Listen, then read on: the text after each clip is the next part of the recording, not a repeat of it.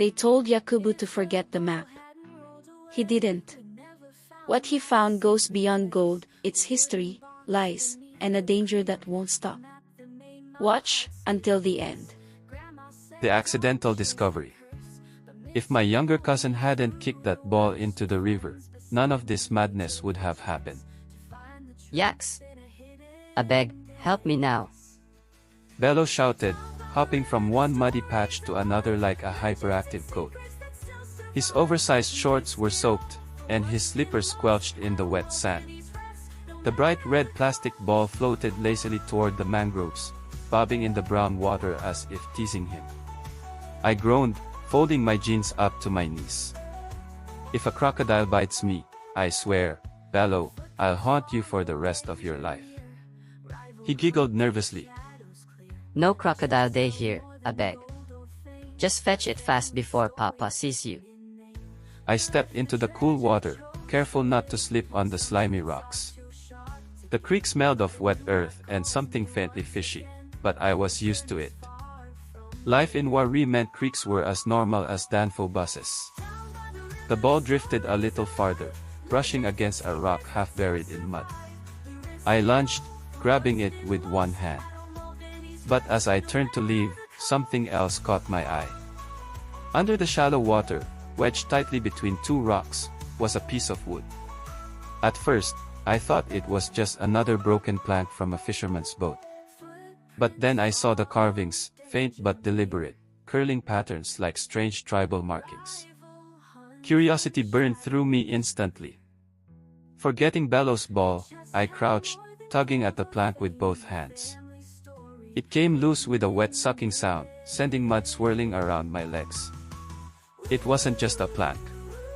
It was part of an old wooden box, cracked but held together by rusty metal hinges. My heart thudded as I turned it over. Yaks! Wetting you the do. Bello shouted impatiently from the bank, hands on his hips. Hold on. I snapped, too focused to care. The box felt heavier than it looked.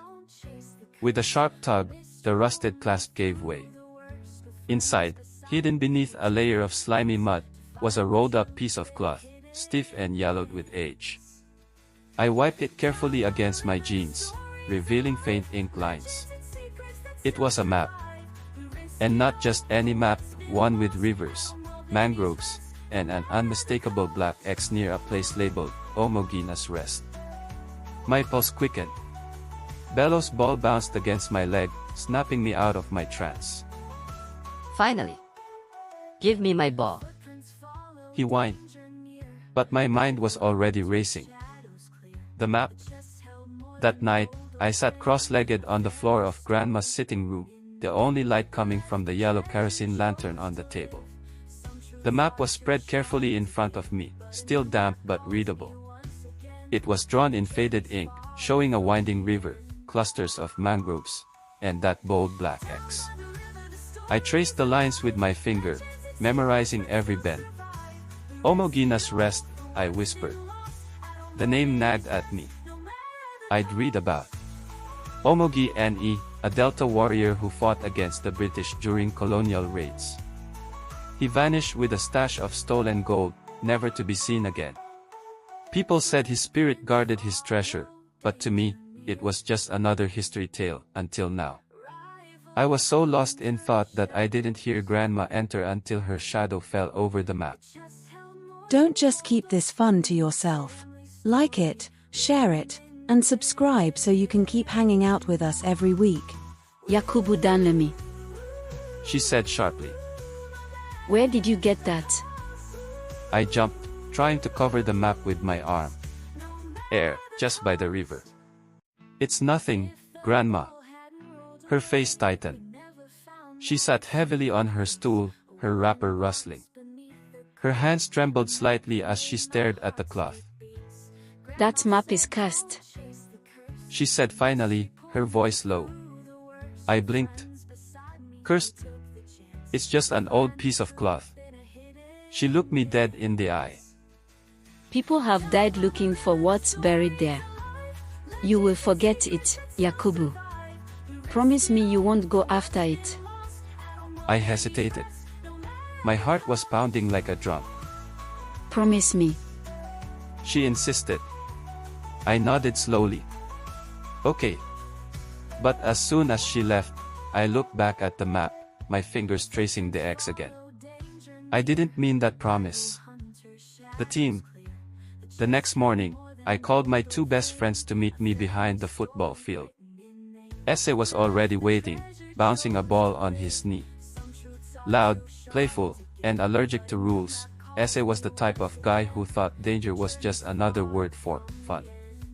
Tamuno arrived a few minutes later, calm as usual, his glasses fogged from the morning heat. He was the smart one, River State born, top of the class, the kind of guy who could read a textbook for fun. I unrolled the map dramatically on the grass. I found this yesterday. Ese snatched it instantly. Tamuno frowned, adjusting his glasses. Yakubu. This is old, maybe pre-colonial. Where did you even get it? By the river, I said quickly. He squinted at the name. Ọmọghene's Rest. You know the legend, right? He hid gold from the British before disappearing. But people say it's cursed. Yeah, I've heard. But what if it's real? What if we actually find it? Ese slapped my back. I am in. Imagine how many sneakers we can buy with treasure money. Tamuno sighed, but there was a glint in his eyes. Cursed or not, this map could be historically significant. Fine. I grinned. Then it's settled. We're going to Ọmọghene's Rest. The journey begins. We set out at dawn the next day, borrowing Ese's uncle's old fishing boat. The wooden hull creaked as I pushed it into the creek, and the engine coughed before sputtering to life. The early morning fog curled low over the water. Birds screeched in the distance, and the air smelled of wet leaves and fish. Ese lounged at the front, peeling groundnuts and tossing the shells into the river. Treasure, adventure, maybe babes will notice us after this. Focus. Tamuno muttered, studying the map. If we miss this bend, we'll waste hours. I steered carefully, eyes sharp on the winding waterway. Why is it called Ọmọghene's Rest? I asked. Tamuno didn't look up. Legend says Ọmọghene stole gold meant for colonial soldiers, then hid it before vanishing. Some say his spirit guards it. Ese snorted.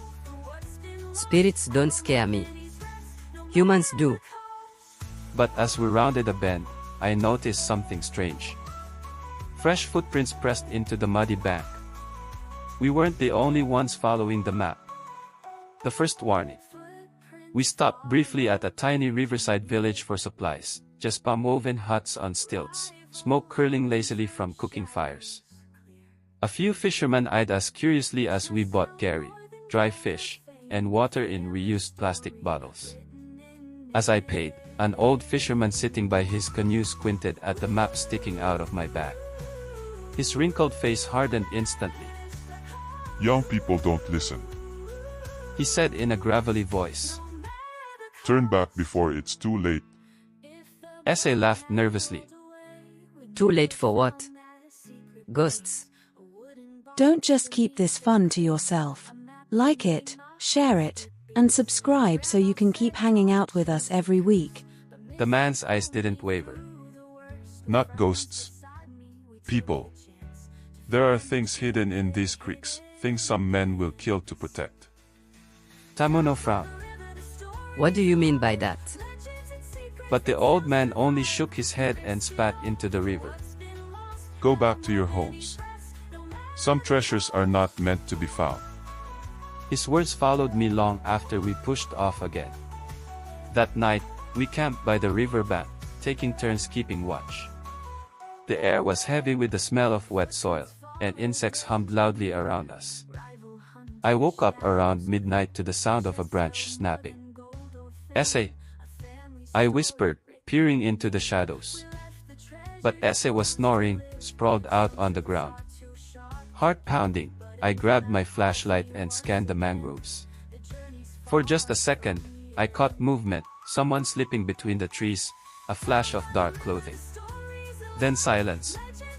When I checked the ground later, there were fresh footprints leading away from our camp. We weren't alone. The rival hunters. The next morning, we found a message carved into a tree near our camp. "Turn back, or you won't make it out." Ese stared at it, his usual grin gone. Okay, oh that's creepy. Tamuno crouched, inspecting the carvings. Fresh. Whoever left this was watching us last night. I folded the map, determination hardening in my chest. Then we move faster before they find whatever's at the X. Ese shook his head. Maybe we should listen to the old fisherman, bro. This is starting to feel real. But I refused to stop. Something about the map, about Ọmọghene's story, pulled at me like a magnet. As we pushed deeper into the creeks, the trees grew denser, the water darker. Birds flew overhead in loud flocks, and sometimes, we saw fishing canoes retreating quickly when they spotted us. By late afternoon, Tamuno pointed at a bend in the river. According to the map, we're close. Just past this mangrove cluster. But just as we turned, a rope suddenly tightened around our boat with a loud snap. The boat jerked sideways, nearly flipping us into the water. What did they happen? Ese yelled. 3 older boys stepped out from the bank, wearing black bandanas and holding machetes. Hand over the map. Their leader said coldly. The trap. The leader was tall, his eyes sharp and calculating. He held his machete casually, like he had done this many times before. Ese, coughing from the spray of water, shouted. Over my dead body. The boy grinned darkly. That can be arranged. I clutched the map tightly. Why do you want it? Same reason you do. He replied. But unlike you, we know how dangerous this is. Give it to us and maybe you walk away. Tamuno's voice was steady despite the tension. You're treasure hunters too, aren't you? The leader didn't answer. Before they could reach us, Tamuno grabbed a handful of wet sand and flung it into the leader's eyes. Move. He shouted. Ese and I yanked the rope loose, pushing the boat back into the current. One of the boys swung his machete, barely missing my arm as we shoved off. Paddle, paddle. Ese yelled, grabbing an oar. We sped down the river, branches scratching at us as we swerved past bends. Behind us, the boys shouted angrily, but they didn't follow immediately. Maybe they didn't have a boat ready. By the time we slowed, my heart was pounding so hard it felt like it would burst. That was close. Tamuno muttered. Ese forced a laugh. Next time, remind me to stay home. Hey Legend fam! If you're vibing with this story, don't just watch, own it. Smash that like button, share with your friends, and hit subscribe so you never miss the next juicy story. But even as I caught my breath, I knew we couldn't turn back now. The caves. The map eventually led us to a hidden cave system near a roaring waterfall. Mist sprayed our faces as we dragged the boat onto the slippery rocks. The entrance to the cave was partly hidden by vines, dark and foreboding. This is it. Tamuno said quietly, adjusting his glasses. Ladies first. Ese joked weakly, but his voice lacked its usual confidence. I led the way, flashlight cutting through the darkness. The cave walls were damp, glistening with moisture, and strange carvings covered the stone, warriors, animals, and spirals I didn't recognize. Tamuno ran his fingers over the carvings. These markings, they're ancient Yoruba. This could really be Ọmọghene's resting place. Ese whistled. Cursed or not, I want to see what's inside. But my stomach tightened. Something felt wrong. The air was too still, too heavy. Then we saw them. Fresh footprints, half wet, leading deeper into the cave. The rival hunters had gotten here first. The underground lake. The cave twisted and turned, narrowing until we had to squeeze between jagged rocks. The air smelled of damp earth and something metallic, almost like rust. Our flashlights flickered on the wet walls, shadows dancing like they were alive. Finally, the passage opened into a breathtaking sight. An underground lake stretched before us, its surface glowing faintly from crystals embedded in the rocks above. The water shimmered with soft blue light, reflecting onto the walls like rippling stars. Whoa. Ese whispered. This is insane. In the middle of the lake stood a stone platform connected by a narrow, broken bridge of rocks. And there, sitting patiently as if waiting for us, was a wooden chest. My heart pounded. Jackpot. Ese said, grinning again, his fear seemingly forgotten. Tamuno, however, crouched near the water, dipping his fingers in. This platform looks ancient, untouched for decades. But we are not the first to see this. How do you know? I asked. He pointed at the wet footprints across the rocks. And then we heard voices. Faint at first, echoing from the other side of the cave, then clearer. Hurry before they catch up. Ese cursed under his breath. The rival hunters. We ducked behind a boulder just as three figures emerged on the far side of the lake, flashlights swinging. They were the same boys from the river ambush, now dripping with sweat and determination. The leader barked orders. Spread out. Check the rocks. That chest is ours. I exchanged a look with Tamuno. We couldn't wait for them to take it first.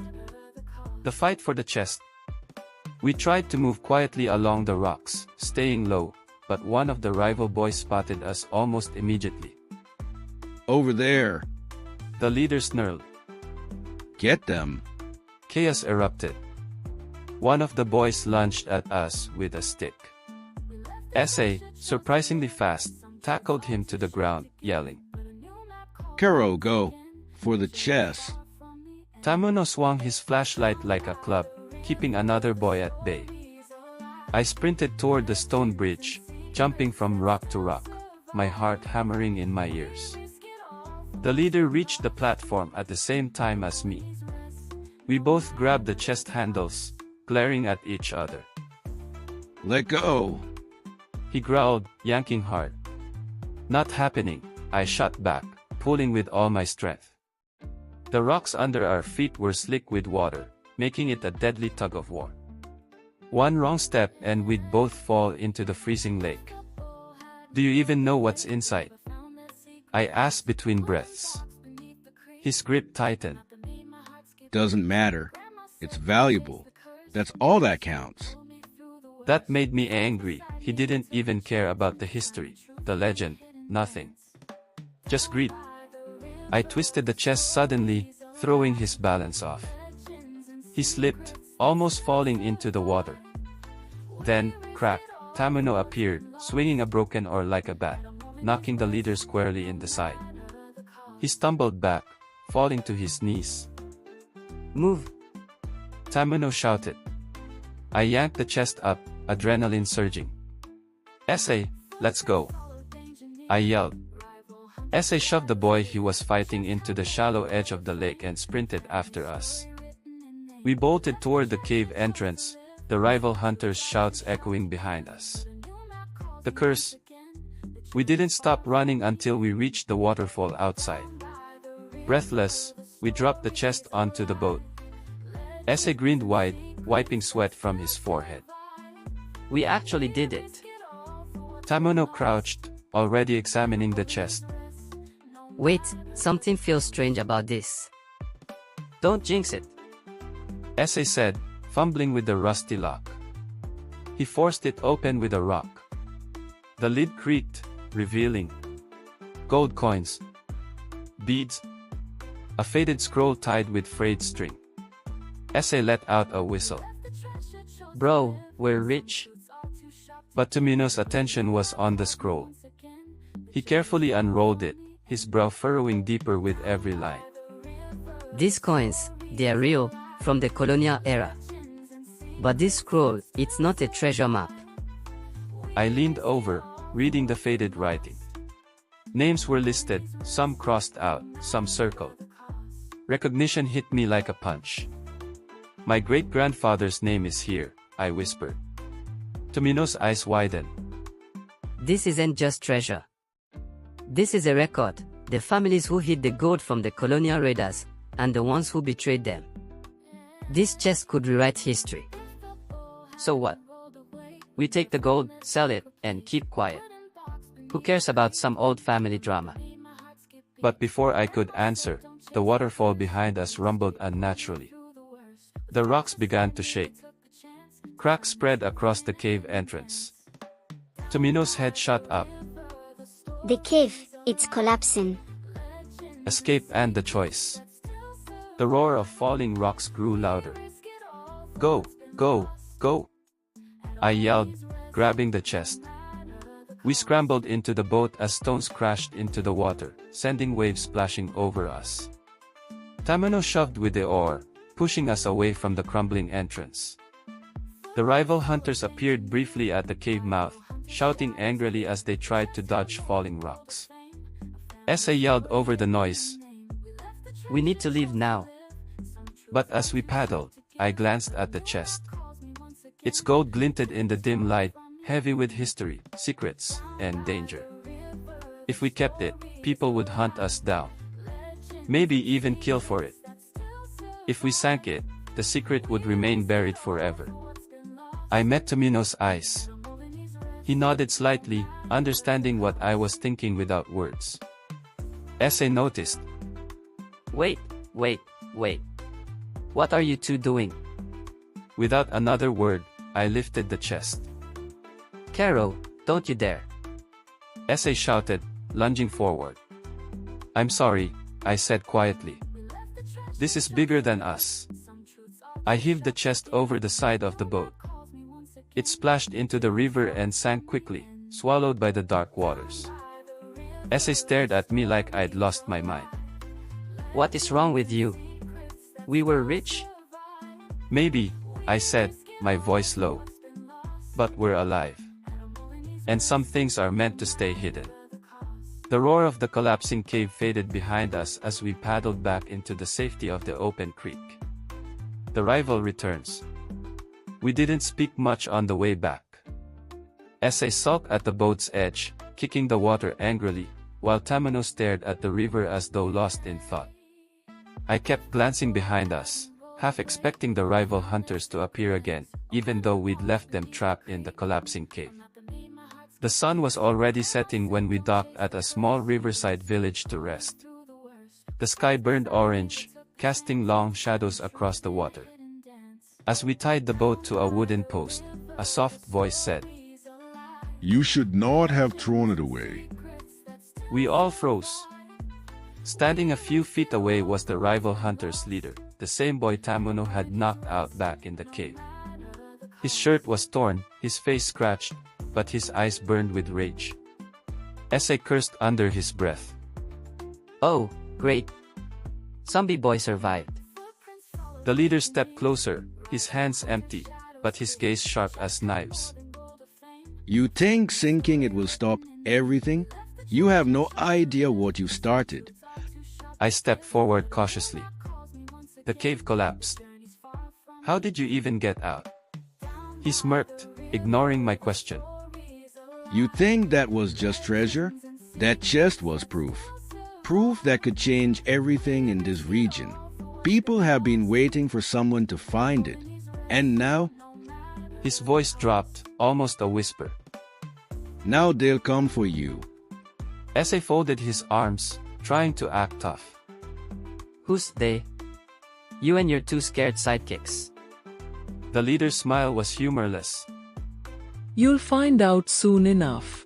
But I'll give you a free warning. Karo, you didn't bury the truth deep enough. Before we could react, he turned and disappeared into the trees, leaving only the sound of rustling leaves behind. Tamuno muttered. We need to get home. Now. I stared at the darkening forest, my heart sinking. Because I knew he was right. This wasn't over. The new clue. We reached home late that night. The stars reflected in the calm river as we docked Ese's uncle's boat and quietly snuck back into the compound.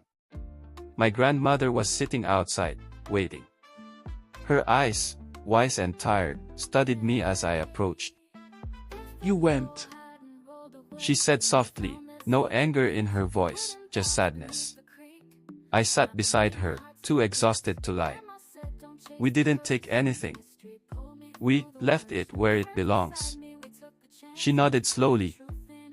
That was the right choice. Ese, standing behind me, muttered. Easy for you to say. Grandma ignored him. Instead, she reached for my hand. But you need to understand something, Karo. What was buried there wasn't just gold. It was a promise, a secret many still guard fiercely. And those who keep secrets don't like anyone uncovering them. I swallowed hard. So people are going to come after us. Grandma's silence was answer enough. Later that night, I couldn't sleep. I sat alone by the river, listening to the soft ripple of water against the rocks. That's when something brushed against my foot. Startled, I reached into the shallow water, pulling out a wet, folded piece of cloth. My heart skipped a beat. I unrolled it carefully. It was another map. But this one was different. Newer. The landmarks were more detailed, and instead of one X, there were two, marked deeper in the Niger Delta creeks. Scrawled at the bottom, in shaky handwriting, were 5 chilling words. You didn't finish it, Karo. I froze, the night suddenly feeling colder. Behind me, I heard a twig snap. I turned quickly, but there was no one there.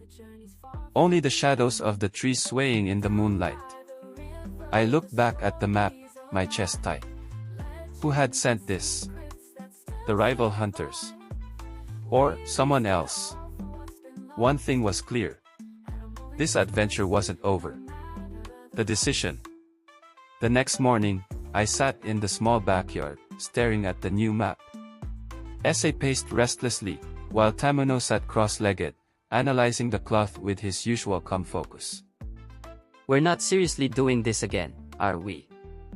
Ese said, throwing his hands up. We almost died the first time. Karo, if you say yes, I'm disowning you as my best friend. Tamuno, on the other hand, looked intrigued. Whoever sent this wanted us to find it. Which means someone else is also looking. If we don't get there first.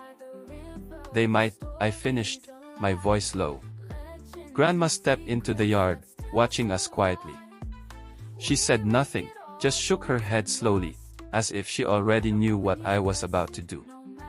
I looked down at the new map, my fingers tracing the 2XS. A part of me wanted to burn it, to forget everything, to live normally again. But another part, stronger, louder, refused. Because if this wasn't just about treasure, if this was about truth, about history, maybe it needed to be uncovered. I folded the map, slipping it into my pocket. Ese groaned. Oh no. That's your adventure face. I hate that face. I smirked. Pack your bags. We're going deeper into the delta. Tamuno adjusted his glasses, hiding a small smile. At least this time, we'll be better prepared. As the morning sun rose, painting the river gold, I stared at the water and whispered to myself. This time, we finish it.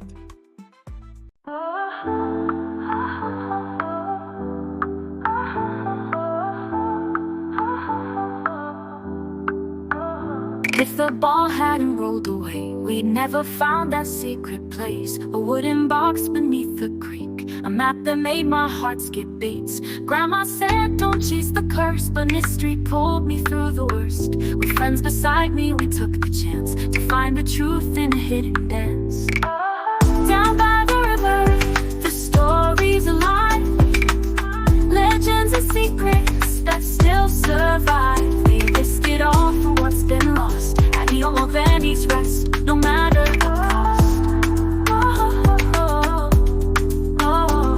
footprints follow danger near. Rival hunter shadows clear. The chest held more than gold or fame. A family story written in name. We left the treasure, chose to live. Some truths are too sharp to give, but a new map calls me once again. The journey's far from the end. Down by the river, the story's alive. Legends and secrets that still survive. We risk it all for what's been lost. At the Ọmọghene's rest, no matter the cost.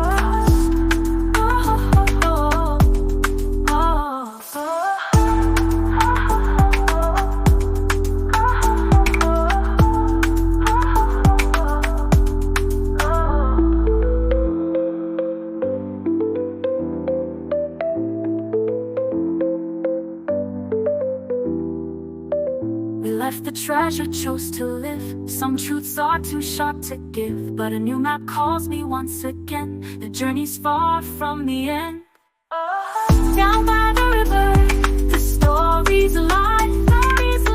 Legends and secrets that still survive. We risk it all for what's been lost. At the Ọmọghene's rest, no matter the cost. No matter the cost.